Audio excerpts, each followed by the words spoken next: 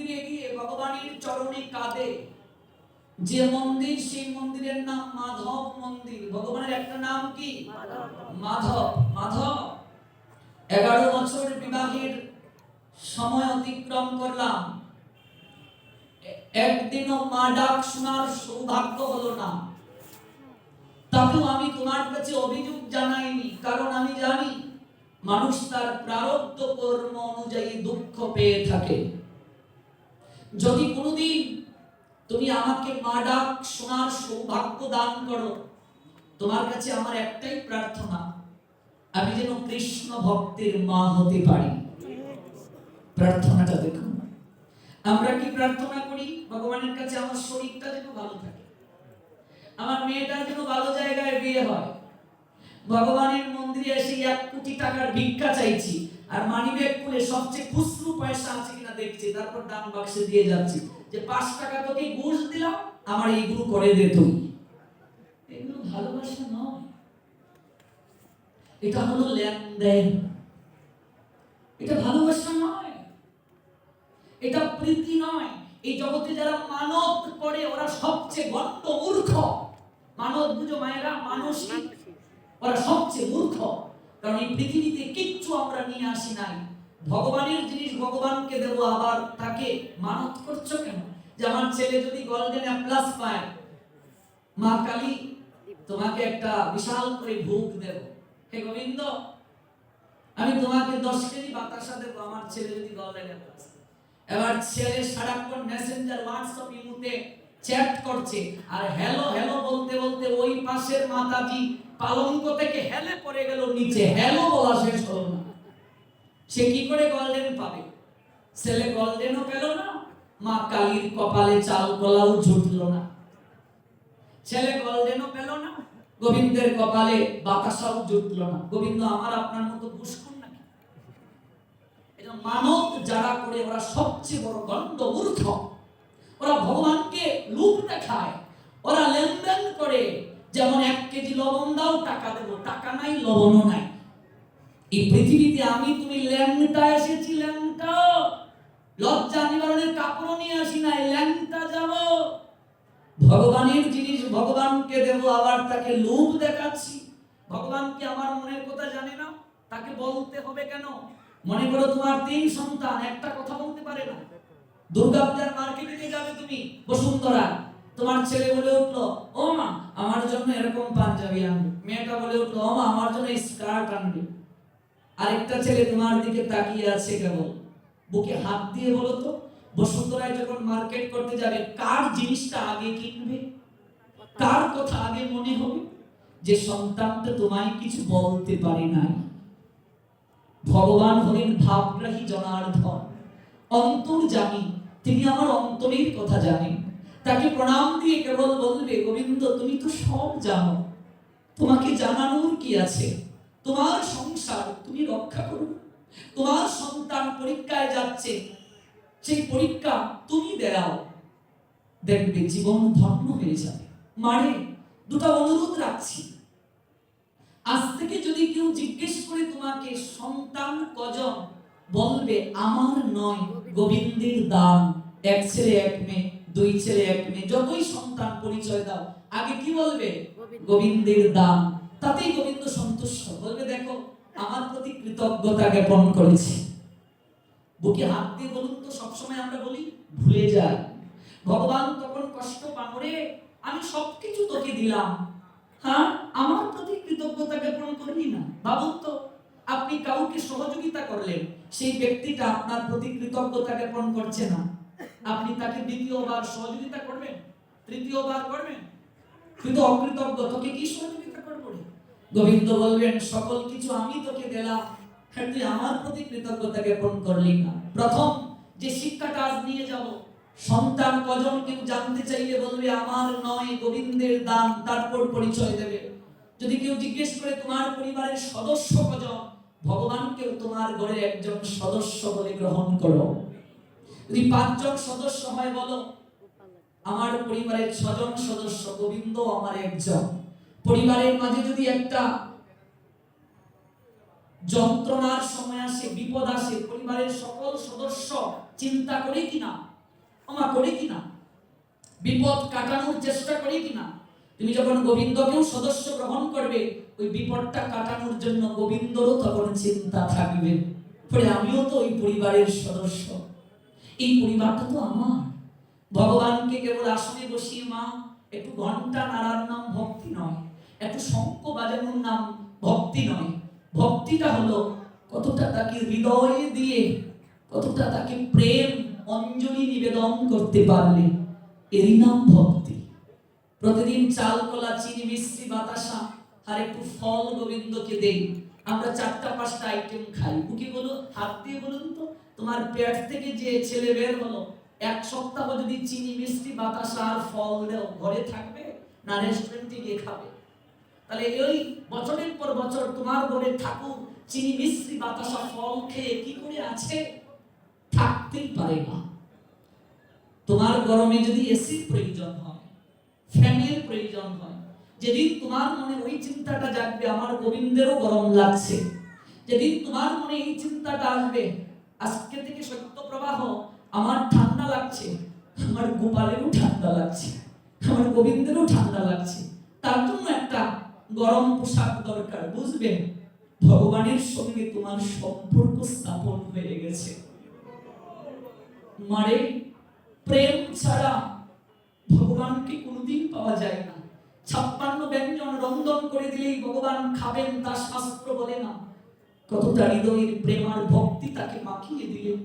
সনাতন গোস্বামী বৃন্দাবনে মাঘ মাসের কনকনে ঠান্ডায় গ্রন্থের টিকা লিখছেন। মদন মোহন তার আরাধ্য ভগবান ডেকে বলছেন, সনাতন ঘুমিয়ে গেলে? সনাতন বলছেন, আমি তো গ্রন্থের টিকা লিখছি, তুমি ঘুমাওনি মদন মোহন?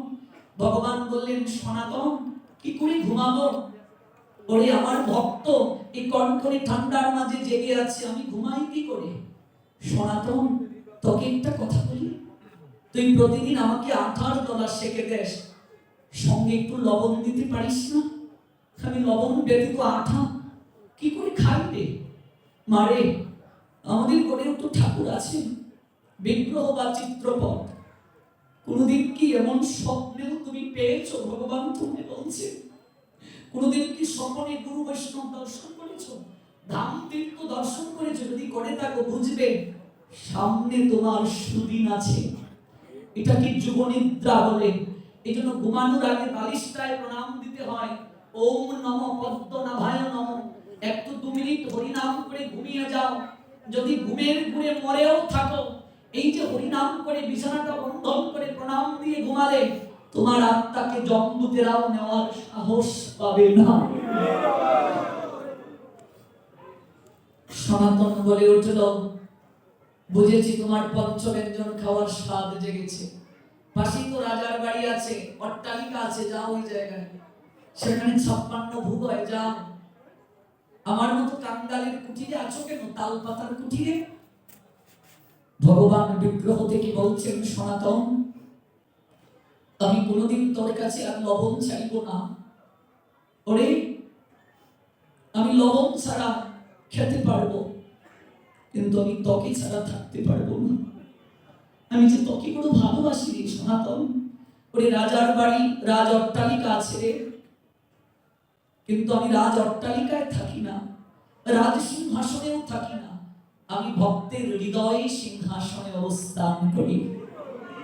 ওরে তুই আমাকে আটার দলা সেকে দেস, কিন্তু তার মাঝে কতটা হৃদয়ের প্রেমার ভক্তি মাখিয়ে দেস, এটা আমি সব জায়গায় পাই না রে। আমি আর কোনোদিন তোর কাছে লবণ চাইব না, আমি লবণ ছাড়া খেতে পারবো, আমি তোকে ছাড়া থাকতে পারবো না। এই নাম ভক্তি, এই নাম প্রেম। কতটা প্রেম তাকে দিতে পারলাম, কতটা ভক্তি তাকে দিতে পারলাম। জীবনে যদি এমন ভাবনা না আসে, এমন প্রেম না আসে, এমন চেতনা হৃদয়ে উদিত না হয়, বুঝবে ভগবান কেবল আসনে বসা, তার সঙ্গে আজও আমি সম্বন্ধ স্থাপন করতে পারি না। দক্ষিণী মা মাধবকে ডেকে ডেকে বলে, মাধব 11 বছর বিয়ে হলো, মা ডাক শুনতে পারিনি, কোনোদিন তোমার কাছে আমি অভিযোগ জানাইনি, কিন্তু মাধব তুমি কৃপা করলে তো সকল কিছু হয়। মূর্খের মুখে কত জ্ঞানমূলক কথা প্রকাশিত হয়, বুবা কথা বলে। পঙ্গু পাহাড় অতিক্রম করতে পারে, তুমি কৃপা করলে কত কি হয়। এই দুঃখিনী নারীকে একটু মাতৃত্ব দান করো, একটা সন্তান দাও মাধব। যে সন্তান জগতে জন্মগ্রহণ করে তোমার নাম করবে, তাকে নিয়ে আমি তোমার ভজন করব। চুরের মা হওয়ার মাঝে গর্ব নাই, ডাকাতের মা হওয়ার মাঝে গর্ব নাই, কৃষ্ণ ভক্ত মা হওয়ার মাঝে গর্ব আছে। আপনার সন্তান বাড়িতেই থাকুক, কিন্তু তাকে সাধুদের সঙ্গে পাঠান, তাকে মাঝে মাঝে সাধু সঙ্গ করান। যে সময় আসছে আপনার সন্তান যদি সাধু সঙ্গ করে, রাস্তায় কোনো মেয়ের কাপড় টানবে না, ইফটিজিং করবে না, বিড়ি খাবে না, সিগারেট খাবে না, মদ খাবে না, আপনার সন্তান অসৎ আচরণ করবে না, আপনার সন্তানের চরিত্র ভালো হবে। মাধব ডাক শুনল, ওই নারীর দেহের মাঝে মাতৃত্বের লক্ষণ প্রকাশিত হলো। যেদিন প্রথম তার মাতৃত্বের লক্ষণ প্রকাশ পেল, কাঁদতে কাঁদতে মাধবের চরণে লুটিয়ে পড়ল। মাধব, তুমি আছো মাধব, তুমি আমার ডাক শুনলে, আমি মা হতে যাচ্ছি মাধব। এই সুসংবাদটা আমি সর্বপ্রথম তোমায় দিতে এসেছি। ভগবান কি জানেন না? কিন্তু ভগবানের জন্ম নাই, কর্ম নাই, ভক্তের কাছে ভগবানের সব আছে। ভগবানের ক্ষুধা নাই, তৃষ্ণা নাই, ঘুম নাই, কিন্তু ভক্তের কাছে সব আছে। প্রীতি গ্রহণ করতে চান ভগবান। স্বামীকে জানালেন, স্বামী আনন্দ পেল। এই 10 মাস 10 দিন মনে রাখবে, সৎ কর্ম যদি করো, আচরণ শুদ্ধ যদি করো, সাধনা যদি করো, সৎ সন্তান প্রাপ্ত হবে। সন্তান ধারণের প্রক্রিয়া আমরা জানি না। সহবাস করার সময় কখন? রাত 9টা থেকে 12টার ভিতরে মনে রাখবে। 12টার পর আসরিক সময়। আসরিক সময়ে সন্তান দিলে অসুর ভাব সম্পন্ন সন্তান হয়। আবার কোনদিন আসলে সন্তান কি করে ধারণ করতে হয় জানাবো। এগুলো লজ্জা নয়। আজকে একটা ইয়াং মেয়ে বিয়ে করবে, সংসার জীবনে যাবে, জানবে না কি করে সে আদর্শ মা হবে। একটা ছেলে বাবা হবে, জানবে না সে। আজকাল এগুলো সমাজকে জানানো হয় না। অনেক গুরুদেব নিজেই জানে না শিষ্যকে জানাবে কি করে, সন্তান কি করে ধারণ করবে, ঋতুকালীন কোন সময়ে সন্তান নেবে, কোন তিথিতে, কোন নক্ষত্রে, কোন সময় বাদ দেবে, এগুলো বিচার বিশ্লেষণ আছে। যদি আদর্শ সন্তান পেতে চাও, সাধনা ছাড়া হয় না। কেন আরেকটা রামকৃষ্ণের জন্ম হয় না? আরেকটা অনুকূল ঠাকুরের, বিবেকানন্দের, ডাক্তার মহানন্দ ব্রহ্মচারীর, নিগমানন্দ পরমানন্দের জন্ম কেন হয় না? কারণ এরকম বীজও নাই, এরকম জমিও নাই। সাধনা ছাড়া হয় না। এই যে লোকনাথ ব্রহ্মচারী বাবার আশ্রম, এখানে লোকনাথ বাবার মা বাবা কত আরাধনা করেছিলেন মহাদেবের লোকনাথকে পাওয়ার জন্য। সাধনা ছাড়া সুসন্তান হয় না রে মা। এগুলো আরেকদিন বলবো, সময় খুবই কম। 10 মাস 10 দিন সাধনা করলেন, যথাসময়ে একটা পুত্র সন্তান হলো। দুঃখিনী মা ছেলেটার নাম রাখলেন বিরাট মাধব। ভগবানের নাম মাধব, মাধবের কাছ থেকে বিরাট উপহার প্রাপ্তি, তাই বিরাট মাধব। ছোটবেলা তাকে স্তন পান করানোর সঙ্গে হরিনাম করেন মা। স্তনদুগ্ধের সঙ্গে কৃষ্ণ নামামৃত পাচ্ছে। আমরা গান গাই, আবার যদি পাঠাও ভাবে কৃষ্ণ ভক্ত মায়ের গর্বে, আমি জন্ম নিয়ে করি যেন কৃষ্ণ ভক্তের দুগ্ধ পান। মনে রাখবে, মা যদি কৃষ্ণ ভক্তিমতী হয়, একটা মা যদি একটা সন্তানকে কৃষ্ণ ভক্ত করতে পারে, সেই সন্তান হাজার হাজার লক্ষ লক্ষ মানুষকে কৃষ্ণ ভক্ত করতে পারে। আমার মা 14 বছর বয়সে তার বিয়ে হয়েছিল পানসি নৌকা দিয়ে। তখন ইঞ্জিন চালিত নৌকা বের হয়নি, পানসি নৌকা। আমার মার প্রথম সন্তান, মায়ের মুখে গল্প শোনা, সে মারা গিয়েছে। তারপর এক পুত্র হলো। প্রত্যেক বাঙালি মেয়ের যেমন ইচ্ছা থাকে একটা ছেলে হয়েছে আর একটা মেয়ে হতো, তারপর আরেকটা মেয়ে হয়ে অনেকদিন পর মারা গেল, তারপর আবার আরেকটা ছেলে হয়ে মারা গেল, তারপর আরেকটা মেয়ে হলো, নাম রেখেছে ইতি, মানে শেষ, আর লাগবে না। তার 7 বছর পরে আমার জন্ম, একেবারে শেষ সন্তান আমি। আমার মা বলতেন, আমি তো এই সন্তান চাইনি, আমি তো ইতি দিয়ে দিয়েছিলাম, ভগবান এই সন্তান পাঠিয়েছে। এই সন্তানটা ছোটবেলা থেকে আমার মা বলতেন ভক্তি পথে থাকবে। 28 বছর বয়সে আমার ভাই গুম হয়ে যায়। ডেড বডি চা বাগানে তার ঝুলন্ত অবস্থায় পাওয়া যায়। খুন হয় সে। মা ব্রেন স্ট্রোক করেন, দীর্ঘ 7 বছর তিনি বিছানায় ছিলেন। আমি যেখানেই সাধু সঙ্গে যেতাম, মন্দিরে যেতাম, প্রণাম দিয়ে বলতাম, ঠাকুর আমার একটা প্রণামও যদি কোনোদিন তোমার কাছে যায়, আমার মা যেন সুস্থ হয়ে কোনো একটা ভাগবতে যেতে পারেন। অপারেশন করে ক্যানেল করা হয়েছে, পাইপ ঢুকিয়ে দেওয়া হয়েছে মূত্রতলির সঙ্গে, যখন চিন্তা করে জল জমে যায়, জল বের হয়। বোনের বিয়ের সময় দেখতেও পারিনি, সে বিছানায় ছিল। একটা অনুষ্ঠানে কমিটি বলেছিল আপনার মাকে আমরা দেখব। আমি ছোটবেলা থেকেই পাঠ করি, একেবারে ছোট। যখন আমার বয়স 8-9 বছর, আমি রামায়ণ বলতে পারতাম। এই তো বিচিত্র, আমি জানবে যেহেতু উনি হলেন আমার আপন মেসুর ভাগ্নি, উনি জানবেন সেটা। তো এই 8-9 বছর যখন, তখন আমি রামায়ণ বলতে পারতাম, অথচ আমি রামায়ণ গ্রন্থ পড়িনি। এটা আশ্চর্য। একটা প্যারাগ্রাফ আমি একবার দেখলেই আমি এটা বলতে পারি, মুখস্থ হয়ে যায় আমার। এটা কি করে সম্ভব? হয়তো এটা পূর্বজন্মের সৌভাগ্য, স্বীকৃতি। তাই মাকে বললাম তুমি যাবে। মা তখন বলে আমায় তুই কষ্ট দিলে আমি কি করে যাব? লাঠিতে ভর দিয়ে মাকে নিয়ে নৌকায় তুললাম। 3 ঘন্টা নৌকা চললো। আপনাদের কাছে এটা গল্প মনে হবে কিনা আমি জানি না। নৌকা যখন নাম ঘাটে ভিড়লো, লাঠি ছাড়া মা হেঁটে হেঁটে গিয়ে উঠলেন। 3 ঘন্টা আমি অজুর দাঁড়ায় কেঁদেছিলাম। কে বলে ভগবান ডাক শোনেন না, আমরা ডাকার মতো তাকে ডাকতে পারি না। আমরা তাকে নয়নের জলে প্রেম ভক্তি করে জানাতে পারি না, হৃদয়ের প্রার্থনা। বাবারে আর কদিন বাঁচবে একবার ভাবো, জীবনে কি করলে? একটা দিন তো গিয়ে বিচারের কাঠগড়ায় দাঁড়াতে হবে। কি জবাবটা দেবো সেদিন ভগবানের কাছে? পারঘাটের সম্বল করেছি কি?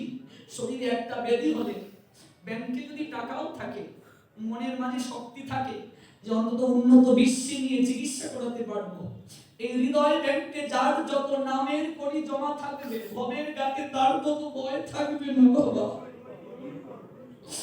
আমার মায়ের তো সব সন্তান মরে গেল। আমার মা আমাকে বলেন, আমি যদি এখন তোকে বলি তুই সংসারে থাক, আমি অকৃতজ্ঞ হয়ে যাব। আমি তো চাইনি, তোকে পেটে রেখে আমি অনেক মেডিসিনও খেয়েছি যেন তুই না আসিস, ভগবান দিয়েছে। তাই তুই যেদিন জগতের সন্তান হতে পারবে, আমি তোকে গর্বে রাখা সার্থক বলে মনে করব। পৃথিবীতে এমন ত্যাগ সবার দ্বারা হয় না। পৃথিবীতে যে মা বাবার সেবা করে না, সে সাধু হতে পারে না, ভক্ত হতে পারে না। আজকাল কিছু হাইব্রিড সাধু আছে, গলায় জপমালা ঝুলিয়ে রাস্তায় যায়, এখনো ঢেকুর দিলে মাছের চুলের গন্ধ বের হয়। ওরা বলে বাপ মার ঋণ শোধ হয়ে গেছে, বাপ মার সেবা করার দরকার নাই। মনে রাখবে, মাটির পাত্র যদি অকৃতজ্ঞ হয়, তাকে তৈরি করতে কুমোর লাগেনি, দণ্ড লাগেনি। যদি সে অকৃতজ্ঞ হয়ে অস্বীকার করে, মাটির পাত্র মাটিকে কোনোদিন অস্বীকার করতে পারে না। মাটিকে অস্বীকার করলে তার তো দেহের কোনো অস্তিত্ব নাই। সন্তান ব্রহ্মচারী সন্ন্যাসী হয়ে গেল, মা বাবার সঙ্গে সম্পর্ক দূরত্ব করতে পারে না। মহাপ্রভু সন্ন্যাসীর পর মায়ের জন্য সাই পাঠাতেন, সেবা করেছেন মায়ের জন্য। এই জন্য আমি আমার বয়সী ছেলেদেরকে বলবো, পিতা মাতাকে কোনোদিন কষ্ট দেবে না। মনে রাখবে, যে সন্তানের উপর মায়ের আশীর্বাদ থাকে, বাবার আশীর্বাদ থাকে, সেই সন্তান কোনোদিন জীবন যুদ্ধে পরাজিত হতে পারে না। আজকাল ব্যঙ্গের ছাতার মতো বৃদ্ধাশ্রম গজিয়ে উঠছে। বৃদ্ধাশ্রম মানেই তো কলঙ্কিত জায়গা। বাপ মাকে সন্তান দেখতে পারে না, সেই বাপ মা বৃদ্ধাশ্রমে যায়। আজকে তুমি পিতা মাতার সেবা করো না, তুমি যেদিন পিতা হবে তোমাকেও শাস্তি পেতে হবে। এই জন্মে না হোক কোনো এক জন্মে। তাই আমি অনুরোধ রাখবো আমার তরুণ বন্ধুদের কাছে, যদি পিতা মাতার কাছে দুর্ব্যবহার করো, আজকে গিয়ে এই পাঠটা শুনে ক্ষমা চাও। কোথাও যাওয়ার আগে মাকে প্রণামটা দিয়ে যাও, বাবাকে প্রণাম দিয়ে যাও। মনে রাখবে, সকল কিছু এই সংসারে রেখে যাবে, দেহটাও যাবে না, কেবল গুরুজনের আশীর্বাদটা সঙ্গে যাবে। আশীর্বাদের উপরে জীবনে কিচ্ছু হয় না। দুঃখ হয় যখন বৃদ্ধকালে বাপ মাকেও কুলাঙ্গার ছেলেরা ভাগ করে, 1 মাস আমার বাড়ি থাকবে, আরেক মাস অন্য ছেলের বাড়ি থাকবে। এর থেকে লজ্জার কিছু হতে পারে না। প্রকৃত মা কাকে বলে দেখো, স্তন পান করাচ্ছে, হরিনাম করাচ্ছে, পড়াশোনাও করাচ্ছে। 6 বছর বয়সে বাবা দেহ রাখলো, দুঃখিনী মা, গরিবের সংসার। অষ্টম শ্রেণী পর্যন্ত পড়াশোনা করিয়েছি বিরাট মাধবকে। যখন তার আমি আপনাদেরকে লীলা শোনাচ্ছি, অষ্টম পাস করেও চাকরি পাওয়া যেত। বিরাট দেখলেন আর কত, আমাকে সংসারে একটা হাল ধরতে হবে, তাই তিনি দফতরির চাকরি নিলেন সুন্দরী দত্ত নামে এক জজ সাহেবের অধীনে। যেদিন তিনি চাকরিস্থলে যোগদান করবেন, ওই দুঃখিনী মা বিরাটকে মাধবের মন্দিরে নিয়ে গিয়ে বলেছিলেন, বাবা তাকিয়ে দেখ মাধব, আমি 11টা বছর এই জায়গায় নয়নের জলে তাকে ডেকেছি, কেঁদে কেঁদে বলেছি, মাধব একটা নারী জীবনের পূর্ণতা মাতৃত্ব। একটা নারী যদি মা ডাক শুনতে না পারে, তার বিবাহের পর জীবনটা অপূর্ণ থেকে যায়। মাধব যদি কোনোদিন তুমি আমার সন্তান দাও, তুমি আমায় কৃষ্ণ ভক্ত একটা সন্তান উপহার দিও, জগতে আমি যেন কৃষ্ণ ভক্তের মা হতে পারি। বাবারে বিরাট, জীবনে তুই আমাকে যদি তুমি আহার না দেস আমার কষ্ট হবে না, কিন্তু আমার মাধবকে কোনোদিন তুই কষ্ট দিস না বাবা, কোনোদিন তার সেবা থেকে নিজেকে বঞ্চিত করিস না। তুই প্রতিদিন এক অধ্যায় গীতা পাঠ করে যাবি, তার চরণে 2টা তুলসী পত্র দিয়ে যাবি। এটা তোর প্রতি আমার আদেশ, মাতৃ আদেশ। মাকে জড়িয়ে ধরে বিরাট প্রতিজ্ঞা করল। যার অধীনে সে চাকরি পেল। দুর্ভাগ্য বিরাট মাধবের সুন্দরী দত্ত নাস্তিক, ভগবানকে ভালোবাসে না। এটা একটা পরীক্ষা ভগবানের। বিরাট মাধবকে টিকা টিপ্পণী করে, ধর্ম নিয়ে কটূক্তি করে। আজকে তো ধর্ম নিয়ে ওই কটূক্তি করা একটা হাতিয়ার হয়ে গেছে। মিছে মিছে বদনাম করে ধর্ম নামে কটূক্তি করিয়ে আজকে মারা হয়, লাশ পুড়িয়ে দেয়া হয়। আজকে ধর্মের নামে ধর্মান্ধতা চলছে। আমরা প্রকৃত ধার্মিক নই, আমরা ধর্মের নামে পশু হচ্ছি, দানব হচ্ছি, অসুর হচ্ছি। ওই অসুরদেরকে দমন করার জন্য মা কালীর আবির্ভাব। ওই কালীর গলে যে মুন্ডমালা, এগুলো অসুরের মুন্ডমালা। প্রকৃত ধার্মিক কখনো মানবতাহীন হয় না, মহানুভবহীন হয় না, বিবেকহীন হয় না, আচরণহীন হয় না, চরিত্রহীন হয় না, লোভী হয় না, অসুর হয় না, দানব হয় না।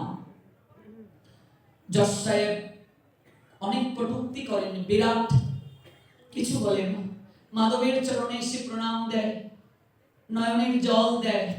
একদিন বিরাটের মা বলছে, বাবা তোর বাবা কত হয়েছে, কত বছর, অর্থের অভাবে একটা অনুষ্ঠান করিনি, আমার ইচ্ছা 3 দিন ব্যাপী একটা যজ্ঞ করব, গীতা যজ্ঞ আর একটু বৈষ্ণব সেবা, তুই একটু ছুটি আনবে বাবা। যদি অনুষ্ঠানের কথা বলে ছুটি আনে, তাহলে জজ সাহেব তাকে চাকরি থেকেই বের করে দেবে, অত ভগবান বিশ্বাস করে না। বিরাট মাধব জজ সাহেবকে বলার সাহস পেল না, ছুটিও নিল না। বৈষ্ণব সেবার আয়োজন করলো, যজ্ঞের আয়োজন করলো, 3 দিন ব্যাপী গীতা যজ্ঞ হলো, বৈষ্ণব সেবা হলো। সাধুদেরকে যাওয়ার সময় দক্ষিণা দিলেন, অশ্রু দ্বারা প্রার্থনা নিবেদন করলেন, পিতার পারমার্থিক কল্যাণ প্রার্থনা। সবাইকে বিদায় দিয়ে বিরাট কাঁদছে, মাকে জড়িয়ে ধরে, মা জীবনে কোনোদিন তোমার কাছে মিথ্যে বলিনি, আমি বাবুজির কাছ থেকে ছুটি আনিনি। বাবুজি ঈশ্বর বিশ্বাসী নয়, প্রতিদিন আমাকে তিনি মানসিক চাপ দেন। আমি চাকরিটা ছাড়লে ভগবানের সেবাটা বন্ধ হয়ে যাবে এবং তোমারও আমার জুটবে না। আমি বহু কষ্টে চাকরিটা করছি, কিন্তু এই যে 3 দিন আমি অফিসে যাইনি, মানে আমার চাকরিটা থাকবে না। মা আশীর্বাদ করে বলেছিলেন, বাবা গীতা একটা শ্লোক আছে, তুই জানিস না? তুই না প্রতিদিন গীতা পড়িস, অনন্য চিন্তয়ন্ত মাম যেজনা পর্যপাসতে তেষাং নিত্যাভিযুক্তানাং যোগক্ষেমং মহাম মহম। অনন্য চিত্তে পরিপূর্ণ ভক্তি সহকারে যে বা যারা আমার আরাধনা করে, আমাকে নিত্য অভিযুক্ত সেই সকল ভক্তের যোগাক্ষেম আমি বহন করি। যা যা বিরাট, তুই ভগবানের কার্য করেছিস, ভগবান তোর চাকরিটা নিশ্চয়ই রাখবে। বিরাট মাধব মাকে প্রণাম দিয়ে পরদিন চাকরির স্থলে গেল। গিয়ে দেখছে জজ সাহেব একটা ঝুলন্ত চেয়ারে ঝুল খাচ্ছেন। ভাবছে আমি কি বাবুজির কাছে ক্ষমা চাইবো, আমাকে যেন চাকরি থেকে তিনি বের করে না দেন। হঠাৎ বাবুজি বিরাটকে দেখে বলছেন, বাবা বিরাট, মাধব যা আমার জন্য 1 গ্লাস জল নিয়ে আয়। এক গ্লাস জল হাতে করে বিরাট মাধব সুন্দরী দত্ত জজ সাহেবের পাশে গিয়ে দাঁড়ালো। বাবু, আমায় ক্ষমা করে দিন বাবু। বাবু, আমার চাকরিটা থাকবে তো? আমি যে 3 দিন অফিসে আসিনি বাবু, চাকরিটা না থাকলে আমার মাধবের সেবা হবে না, আমার দুঃখিনী মা খুব কষ্ট পাবে। সুন্দরী দত্ত অবাক বিস্ময়ে তার দিকে তাকিয়ে বলছেন, কি বলছিস বিরাট? চাকরি থাকবে না কেন? তুই অফিসে আসিসনি, কি বললি? তুই তো 3 দিন অফিসে এসেছিলি বিরাট, তুই অফিসে আসিসনি, কি বলছিস? তুই তো 3 দিন অফিসে এসেছিলে। বিরাট অবাক বিস্ময়ে বলছে, বাবু, আমি আমার বাবার আত্মার শান্তি কল্পে বৈষ্ণব সেবা গীতা যজ্ঞে ছিলাম, আমি আসিনি। আপনি বলছেন আমি অফিসে এসেছি, আপনি আমায় নিয়ে ব্যঙ্গ করছেন বাবু, আমি আসিনি। বিরাট, কি বলছিস? জানিস বিরাট, আমি প্রতিদিন তোকে কত গাল মন্দ করি, কিন্তু এই 3 দিন আমি তোর দিকে যত তাকিয়েছি, আমি কোথায় যেন হারিয়ে গিয়েছি বিরাট। তোর শরীর থেকে একটা দিব্য জ্যোতি আমি বের হতে দেখেছি।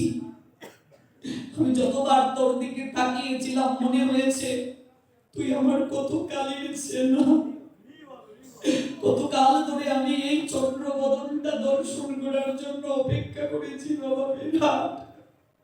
তুই প্রতিদিন ফুলদানিতে একটা করে ফুল রেখেছিস, তুই ঝাড়ু দিয়েছিস আঙ্গিনাটা, আর তোর লাবণ্যময় বদন থেকে একটা দিব্য জ্যোতি বের হয়েছে।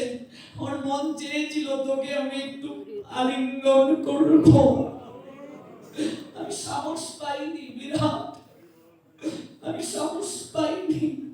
কি বলছেন বাবু আপনি, এসব কি বলছেন? আমি আসিনি। যা, স্বাক্ষরের খাতাটা নিয়ে আয়। বিরাট মাধব স্বাক্ষর লিপিটা আনলো। খাতা খুলে রেখে বিরাট প্রতিদিন যেভাবে স্বাক্ষর করে, ওই 3 দিনও স্বাক্ষর দেয়া আছে। নয়ন থেকে টপ টপ করে বিরাট মাধবের অশ্রু ঝরে পড়ল। আচার্যকে জজ সাহেবের চরণে বিরাট পড়ল, বাবু আমি আসিনি বাবু, আপনি আমার রূপে যাকে দেখেছেন আমি নয়, স্বয়ং ভগবান শ্রী গোবিন্দ, আমি আসিনি বাবু, আপনি আমার রূপে যাকে দেখেছেন স্বয়ং ভগবান শ্রী মাধব।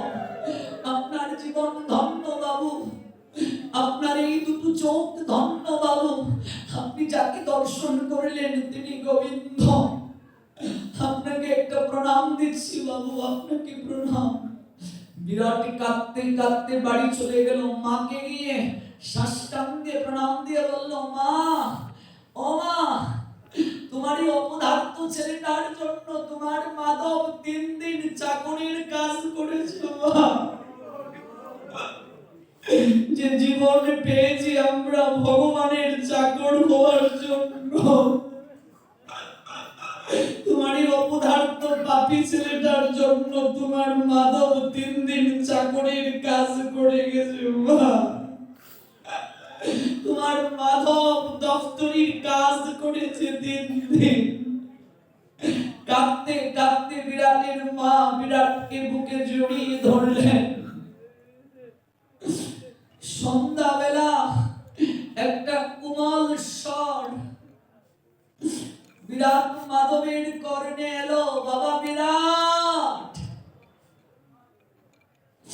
সেজুতি মানে সন্ধ্যাবাতি, তৎকালীন সময়ে লাইট ছিল না, হেরিকেন লন্ঠনের যুগ ছিল না। আমি যখনকার কথা বলছি, হাতে মশাল নিয়ে বিরাট গড় থেকে বের হলো।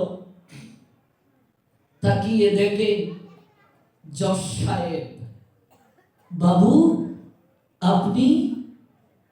বিরাট তাকিয়ে দেখছে জজ সাহেবের গায়ে দামি চাদর নাই, পায়জামা নাই, পাঞ্জাবি নাই, একটা শুভ্র ধুতি, গলে একটা গলবস্ত্র।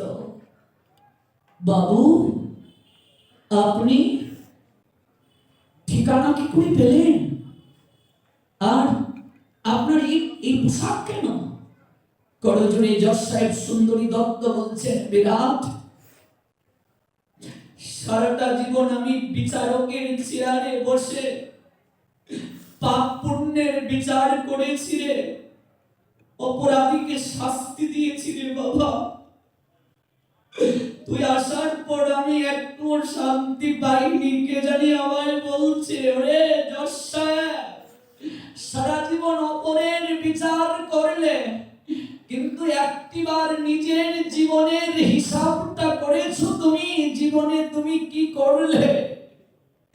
সারা জীবন অপরের রায় দিলে, কিন্তু নিজের জীবনের রায় যেদিন উপরে বসে তোমায় দেবেন, তুমি সেদিন কাঠগড়ায় দাঁড়িয়ে কি সাক্ষী দেবে?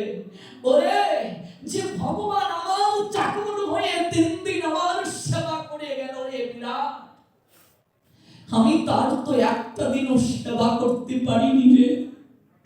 ওরে, আমি তোকে চিনতে পারিনি বাবা। তোর মতো পরম বৈষ্ণব আমার অধীনে চাকরি করার কারণে বৈষ্ণব কৃপায় আমার ভগবান দর্শন হলো। তাই আমি বাকিটা জীবন ওই জজ সাহেবের চাকরি ছেড়ে আমি চলে এসেছি তোর কাছে বাবা। আমি আর তুই মাধবের সেবা করব বাবা। তুই আমাকে শিক্ষা দে, আমি কানন থেকে পুষ্প চয়ন করব, অনুরাগের সুতো দ্বারা মালা গাঁথব মাধবের গলায় পরিয়ে দেওয়ার জন্য। সুন্দরী দত্ত বাকিটা জীবন বৈষ্ণব হয়ে মধুময় শ্রী বৃন্দাবনে ভজন করার জন্য চলে গিয়েছিলেন। আর তোর মাকে একটা প্রণাম দেওয়ার জন্য এসেছি। কোন গর্বে তোর জন্ম, এমন মায়ের সন্তান বলে তাকে সুরক্ষা দেওয়ার জন্য ভগবান আসেন। প্রণাম দিলেন সুন্দরী দত্ত। প্রতিদিন 1 অধ্যায় গীতা পাঠ, গীতা জননীর চরণে আশ্রয় হয়। আজকের এই অহৈতুকী গীতামৃত আস্বাদন আমাদের হৃদয়ে এই চিন্তার